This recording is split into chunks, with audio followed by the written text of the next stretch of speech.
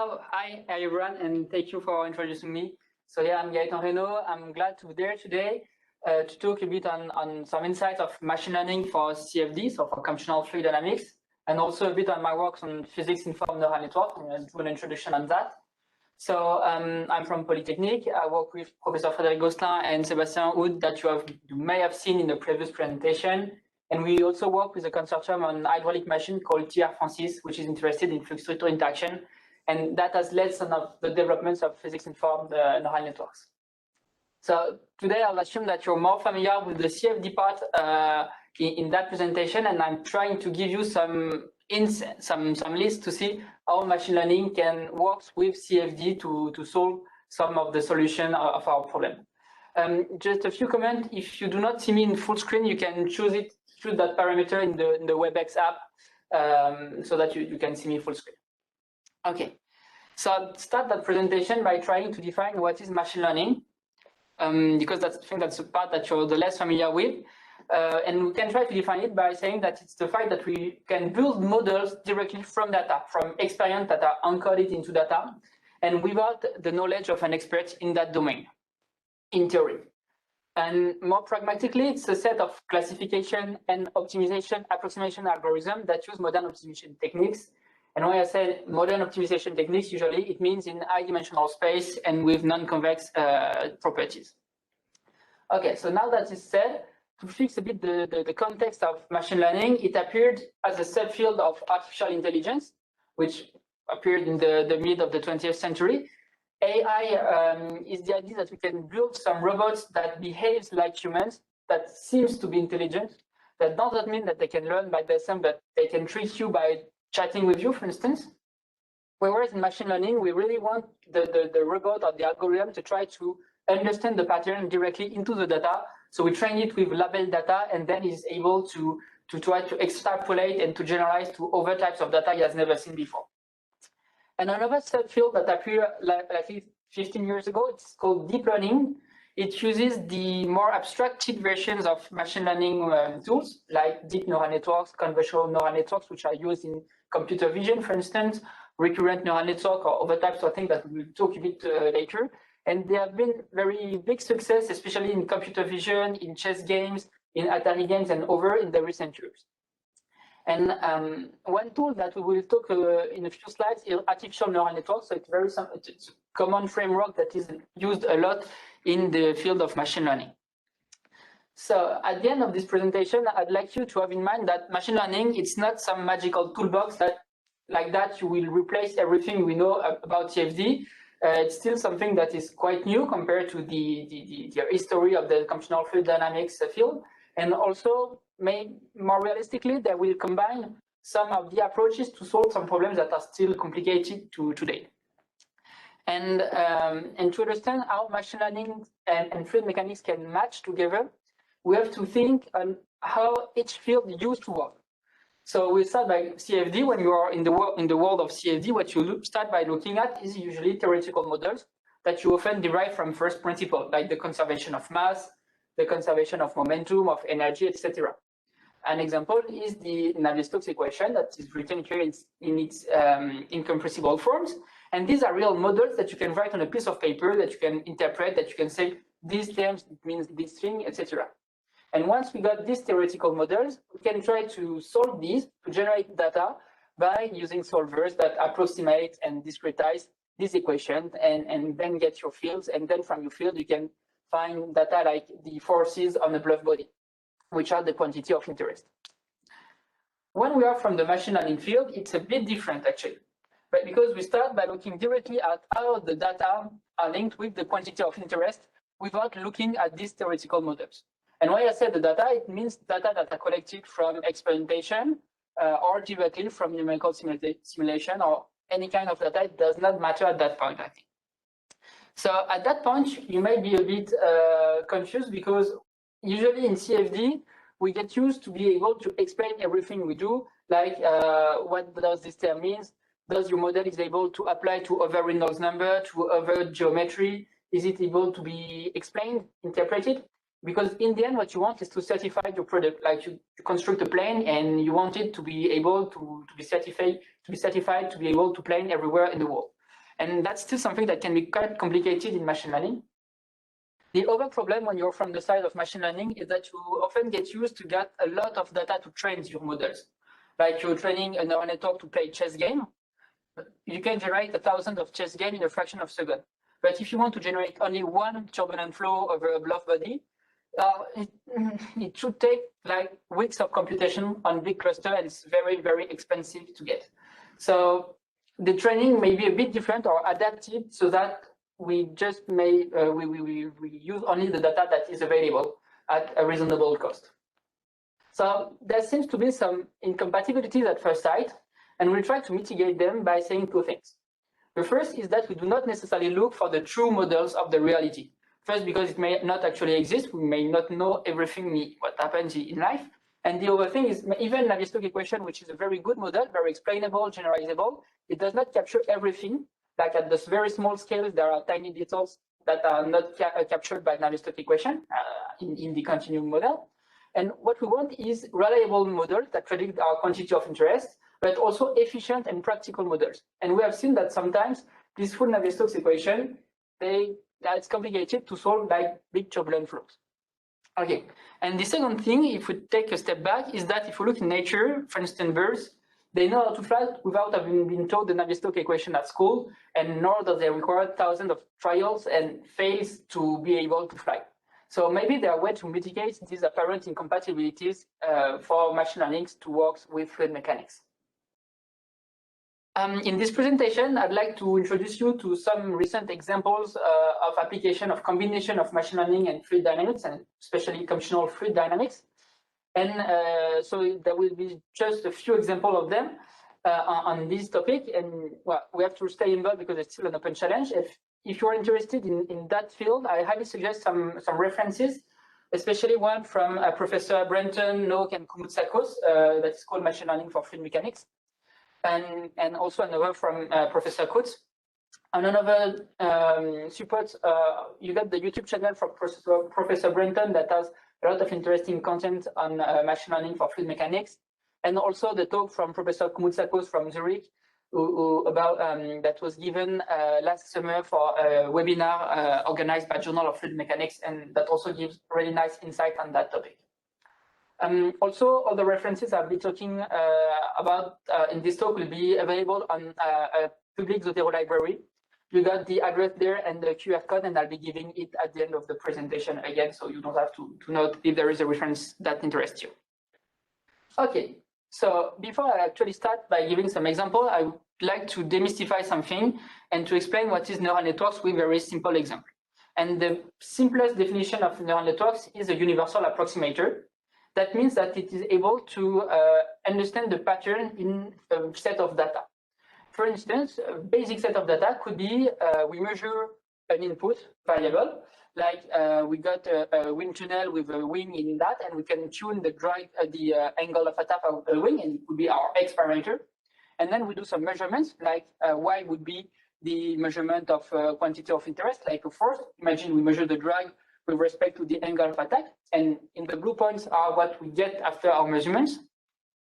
And what we'd like is to be able to generalize to other points. Like I'd like to see I'd like to guess what is the value of the drag at that point, at that angle of attack. So I'd like to see if there is something that could fit our model. So this is something that you already might know. And if you ask an undergrad student, you will ask, the first thing you should say is linear model. For instance, the most basic model that everyone learns at school. And we can build it like that. So y equal ax plus b. And we would represent it in that way in the graph, in the graph style, and we will see why it's more elegant that way. So from x to y, we multiply by a, and then we added the second constant b. And we may see that this model actually is not quite good, quite accurate, because it does not capture the fundamental nonlinear phenomena into that pattern. Like we can see that there is a portion of the input x that is quite flat, and there is a second part of x that increases quite linearly. And for our model, we would like to take that into account. So one way of doing this is to introduce a threshold function, like we will call it sigma. And this function is 0 when x is negative, and its identity when x is positive. So it helps us do this model that has an accuracy that is better than the previous one. And how we did that? We introduced an intermediate variable. So we did our first affine transformation, Cx plus d. This is called z. It's an intermediate variable. And so then we take our nonlinear function, which is the threshold, and then we do another affine transformation to scale at again these second variables, and then we got our approximation that is a continuous approximation of y as a function of x. So we use one intermediate variables, we can use a second, and it gives that kind of thing. And in fact, what we did there is construct a very basic neural network. It's not something complicated, it's an approximation of the dependency of y with respect to x using a set of affine transformation and nonlinear function. So we can very easily generalize this thing to more complex neural networks, and we will see some of them later. So an example of a multi-layer perception, it's that kind of thing. It's more easy to represent it in a graph way because we can see more easily the structure of operation that we apply.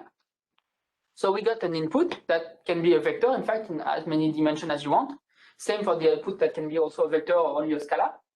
And from the input to the output, what you do is that you apply a series of operations. You start by an affine transformation, by multiplying by a matrix and adding a vector. Then you take that nonlinear function, sigma, and you can do that as many times as you want, up to the output, which is the final state.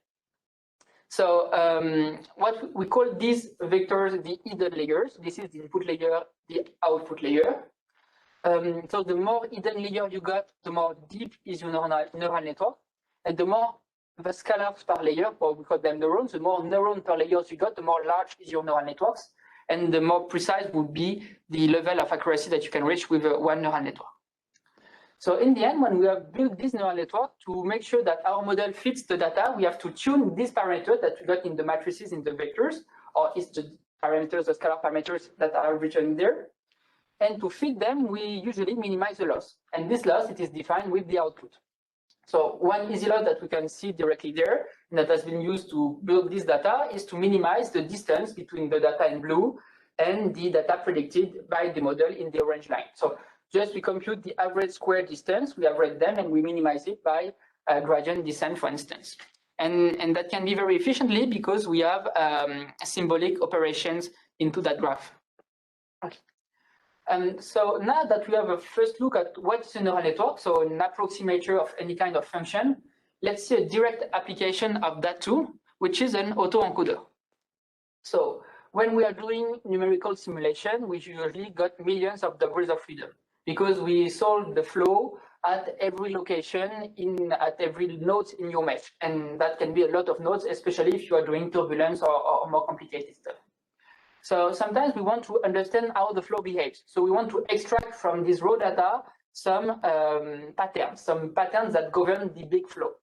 And to do that, one way of doing this modal decomposition is to use the proper orthogonal decomposition, or the POD. It's a well-known decomposition. It consists of splitting your variable that depends on space and times into a sum of function of time times function of space. So ak of t times pk of x. And the particularity of the POD is that your function of space, they are orthogonal, the one between each other. And you can prove that this decomposition is the most efficient that you can get in terms of energy storage per mode that you get. And the classical way of doing that decomposition is to solving an eigenvalue problems. But there is another way of doing this with neural networks. And it is equivalent to do that decomposition with a linear neural network. So only one hidden layer with linear activation function here. And what practically you do is that the input of your neural network, it's the values of your flow at each node of your mesh. The same for the output. And you project every values of the input into a few hidden layers, into a few values that are the coefficients of your mode. And by a matrix operation, because this is a linear activation function. And so this is the encoding part. You have a very high numbers of variables and you feed them to a low numbers of latent variables. And then you decode that flow. So you map the coefficient of your mode to the values of the velocity and pressure at each point of your node. And to train that very simple neural network, you only have to minimize the distance between the output and the input. And you can do that by stochastic gradient descent, for instance. And what we have just seen in the previous slide is that sometimes having nonlinear functions, it helps reaching a better approximation of our flow. So what we saw that with a nonlinear neural network, we can have a better accuracy. And a direct application of this equivalent of the POD methods is these deep encoders and deep decoders. So we just replaced the encoding part of the neural network with a deep neural network. So we use several hidden layers and nonlinear functions. So we map all the values of our flow at every mesh, of every node in your mesh, to some latent variables that will be the time coefficient of your modes. And there can be as many few as 2, 3, 4 maybe. And then you decode that time variables, the coefficients of your modes, using a decoder that will map to all the values on, for instance, also all the nodes of your mesh. And you train it in the exact same way that you trained that. And you may lose the orthogonality between the modes, but you may gain also a better capacity for the number of modes that you can have for the same accuracy. So now that we construct that, another thing that is quite cool to do is to understand how these deep modes, I would say, they evolve in time, and to see if we are able to understand the pattern, the time evolution of this. And to do that, we can use the framework of the sparse identification of nonlinear dynamics, SIND, which is something that has been developed mainly by the team of Professor Brunton from University of Washington since 2016. And a recent team, in a paper written by Fukami and others, they proposed to apply this formalism to a flow past a vortex shading. So they simulated for a certain time, a certain amount of time steps, a flow past a vortex shading. So I don't recall exactly the number, the Reynolds number, but they got this vortex shading. They encoded that flow into only 2 variables using deep neural networks.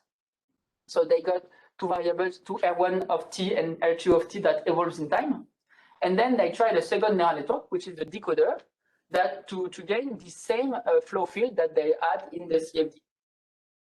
So now that they have some values of R1 of t, R2 of t, what they did is they tried to understand how these variables evolve in time. So they fitted the model to link the time derivatives of R1 and R2 with R1, R2, the quadratic combination of these 2 values and over nonlinear terms. And they tried to fit this coefficient, but to try to fit that matrix as fast as possible, so they kept the less number of terms into that equation. So they got a derivative of R1 with respect to times equals something, for instance, with R1, only R1 square, not R2 square, and other things like that.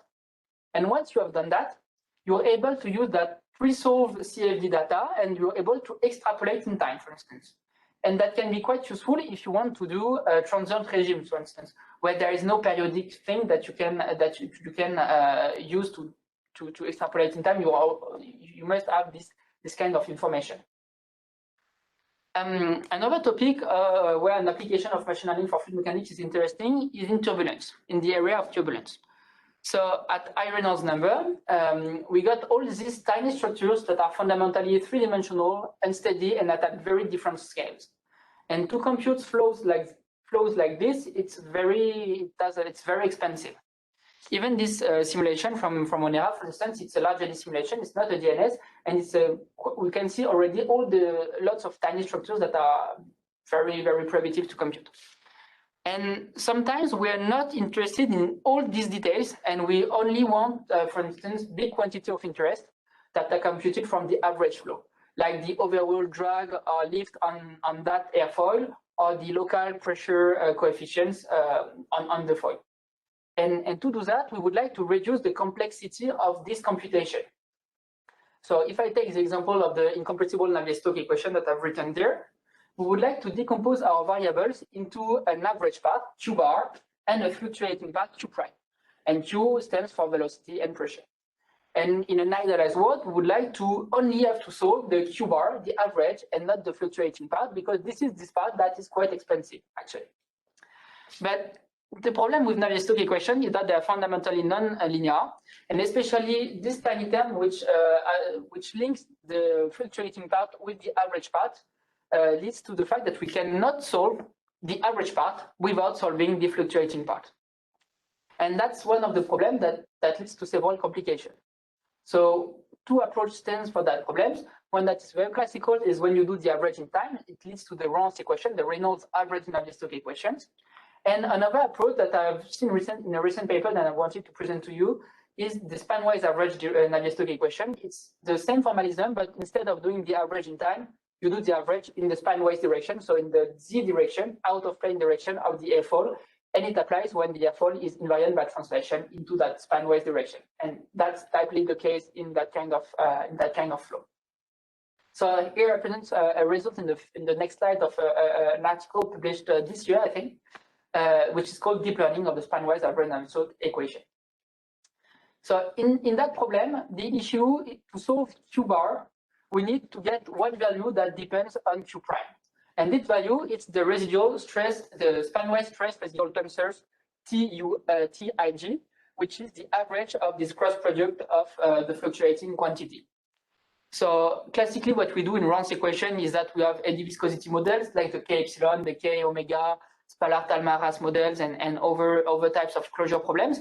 But they work well in some cases. They do not work in other kinds of, for instance, some detached flows and etc. And we are still looking for models that would be more generalizable and more practical to use. So the team that I presented in the previous slide, they try to use a neural network instead of a set of convolutional neural networks to guess this fluctuating quantity, knowing only the average quantity, so that they would be able to solve only the average quantity without solving this. So they train this neural network on one test case with one Reynolds number around the cylinder. So they did that training using 3D LUS data, and once that has been done, they were able to there is the 3D flow that is average in the span-wise direction, the 2D computation, and their span-wise average Navier-Stokes equation model. And in their span-wise average Navier-Stokes equation, they were able to compute the forces in the cylinder with an accuracy that is very close to the 3D average computation. But the cost of computation is very close to the 2D, in fact, which is quite an improvement. Another thing that is quite cool, I think, is that they were able to use that pre-trained model to do simulation at different Reynolds number than the one it has been trained for. And also, they were able to use that pre-trained neural network on a flow past a bluff body that was slightly different from the cylinder that we see on these figures, which leads to maybe improvements and more generalizability for other types of closure models. Okay, a last example I'd like to show is the possibility of doing active flow control using neural network. So there are some known instabilities that occurs in the flow, like the vortex shedding around a cylinder, and it can cause pretty damageable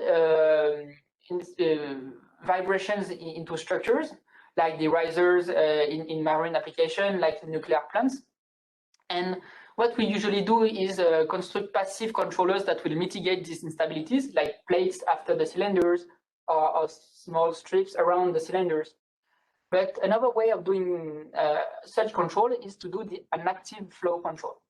So I wanted to present you some results from a team, from researchers from Oslo and Paris, where they try to control this flow using two tiny jets that were located on the top and on the bottom of the cylinder. So you may see them, it's two tiny dots in purple. So I have written that here. So they got two jets, one on the top, one on the bottom of the cylinder, and they actuated it. And to get the policy of actuation of these small jets, they use a neural networks. So you feed your neural networks with an estimation of the state of the flow using velocity sensors that I depicted with the black points on this schema. So this is the input of your neural network. The output is only two scalars that control the mass flow rate of the two jets. Then they use their CFD code to integrate in time and get the new forces on the cylinders, the drag and the lift. And then finally, they do the reward, a reward function that they want to maximize. So they train their neural network, they tune the parameters of the neural network to maximize the reward, like you would do with a human or with an animal, for instance. And this reward, it is built like that, so it has the average drag. So the goal, the primary goal of this neural network is to minimize the average drag. And also there is a second term that may explain by the fact that we don't want the algorithm to cheat, like create a very asymmetric configuration. So we took the absolute value of the average lift. So we want the lift to stay approximately equal to 0 in average. And after the training, you can see here the uncontrolled flow and there the control flow. And you can see that qualitatively, they have been able to stabilize the vortex shading around that cylinder. And if you look at the drag coefficient, in yellow, you got the uncontrolled drag coefficient that evolves in time. So it's periodic. And in white, you got the control drag coefficient on the control cylinder. And what you can see is that in the first instance, there is a high level of control that you can see with Q1 that reduces drastically the drag coefficient. And then it stabilizes. And when it's stabilized, the average drag is much more low than the uncontrolled flow. And if you compare it to the symmetric flow that is unstable, the increase in drag is reduced by 93%, which is quite a lot. And which is also interesting is that the fluctuations of the forces are reduced by a factor like 20. So it's quite interesting for application to mitigate vibrations in industrial application. So I don't have the time to present lots of examples, but there are very large amounts of them that are very interesting, especially for clustering, optimization, and control. And one that I really like, you can see in the presentation by Professor Koumoutsakos in the webinar of GFM, is how we can train fish to efficiently swim into the wake of another fish, which is a very nice fluid structure application. So in the remaining time, I wanted to do an introduction to physics-informed neural network, which is my subject of my topic of research. And physics-informed neural networks, or PINs, they are a direct application of the fact that neural networks are a universal approximator. And in particular, there are an approximation of a solution of a PDE, like the velocity field, the pressure field, that depends on variables of physical coordinates, like space and time, x, y, z, and t at the max. So we build these neural networks, we feed it with a scalar like the coordinates in space and time. We get the values at this position of the velocity, the pressure, the deformation, in fact, any kind of field that you want. And then to train your neural networks to fit the appropriate shape of your function, we minimize two loss. And that's the particularity of physics-informed neural networks. The first part of the loss is quite classical. In fact, it's a fitting data. We want to minimize the distance between provided values of your field, like some measurements of u at some location, and the location that are xm. So you output xm, you compare to the value that you know, and you try to minimize that distance. And to interpret that loss, it characterizes some boundary condition. If xm is a sampling of one boundary, you sample points onto a boundary, and for instance, you can have u equals 0 if it's a no-split boundary. So it's the first part of the neural networks. The second part of the loss is the physical regularization. In PINs, there is physics informed, and this physics information, in fact, is the knowledge of a partial differential equation. And we are able to compute exact derivatives of u with respect to the input, do the sums of every terms into the PDE, and compute their average, their square average, and try to minimize them as well in the meantime that we minimize these two terms. And we do that by tuning the parameters still of our model. And to show you how it is easy to implement that thing into the code, here is a snapshot from one of my code in Python with the library TensorFlow. And this function here, it gives the residuals of the two-dimensional unsteady Navier-Stokes equation. So what you give in input to this function is x, y, and t. It's a list of position in space and time. Then these three lines here, they compute the values of u, v, the two components of velocity, and p, the pressure at all these locations, x, y, and t. So it's the same kind of vector, the same length. And then between this line and this line, we compute all the derivative that we need in the Navier-Stokes equation. And we do that very efficiently with the tf.gradients, which is the basic function from TensorFlow. Then we can sum all the terms that we need. return the square, and then average, and we got directly that part of the loss. And something that I wanted to show to you about this part of the loss is that it's not only limited to boundary condition. For instance, if you got a flow around an area of cylinders that is inspired at simplification of what you can find in nuclear plants, for instance, sometimes from an experimental point of view, the values of velocity and pressure that are not reachable near the cylinders. Like you cannot do PIV near the cylinder because you may have refraction of the laser beam with the cylinders. Also, if you got a probe, it may be complicated, to fit your probe inside the cylinders. So one example is to apply PIN to reconstruct all the flow on all this domain, knowing only data from the upstream and the downstream, and we try to reconstruct the data, the complete data around the cylinders and also the forces on the cylinders. Okay, so I see I'm a bit late, so I will just go through the example and I will finish in a few times. So there are lots of applications of that. For instance, you can reconstruct the full flow using indirect variables. In that paper, they reconstructed the flow of velocity, temperature, and pressure using only 2D plans of temperature. What you can do is also retrieving a lot of parameters that are unknown in the equation. And in fact, these are inverse problems, like sometimes you may not know the viscosity law into your flow. You may not know the boundary condition or some radius parameters into your VIV problems. Personally, I've worked on retrieving some delays into sensors that are unknown, and I won't go into further details, but it works quite well, in fact. I've also been working on how we can implement some modal decomposition directly into the physics-informed neural network so that we can gain into efficiency by splitting the dependency in space and in time. And to conclude, I'd like to say that in my opinion, the ongoing path for physics-informed neural networks is to be able to tackle more multi-physics and multi-scale phenomena, which is still an issue, like trying to look at turbulence problem or like fluid structure interactions or two-physics flow. It's still something that we need to develop new formalism. And especially I've been trying to look at some fluid structure interaction, and that's quite complicated to deal with these problems of frontier. Also, there may be some problems of convergence, and it's still something that the mathematical scientists are looking into to find how you can easily optimize the parameters of your model so that your function minimizes every loss. And also, a last thing is that to train on bigger problems, not only 2D problems, but 3D at very different scales, we need to split the solution into tiny models that can be separated into several GPU. We need to see how we are able to split our training between different clusters and different computers so that we're able to do that big reconstruction of big flows. I'd like to thank you. Sorry, I've been a bit late on the time. So if you had any question, I'd be pleased to try to answer them at least. You can also contact me by email. Here's my email. And all the references I've been talking about are available on the public Zotero library. So you got the link there and the QR code if you want to scan it.